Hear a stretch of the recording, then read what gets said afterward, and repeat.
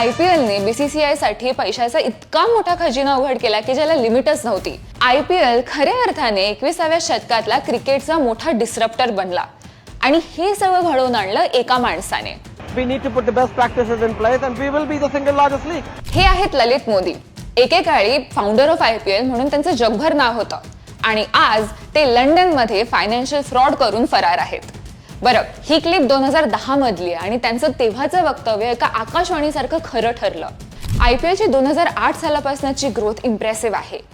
त्यावेळेस 9 वर्षाचा broadcasting contract Sony ग्रुपने $1.63 बिलियन साठी साईन केला होता आणि आज म्हणजे 2023 ते 27 वर्षांसाठी ब्रॉडकास्टिंग राईट्स टीव्ही आणि डिजिटल एकत्र मिळून $5.1 बिलियन इतके आहेत. आपण कॉलोनायझर्सचा गेम स्वतःचा बनवलाय आणि क्रिकेटमधली डॉमिनंट पॉवर म्हणून भारताकडे एक जबाबदारी आहे हा खेळ जास्तीत जास्त देशांकडे घेऊन जायची. आता अफगाणिस्तानच्या क्रिकेट टीमकडेच बघा ना.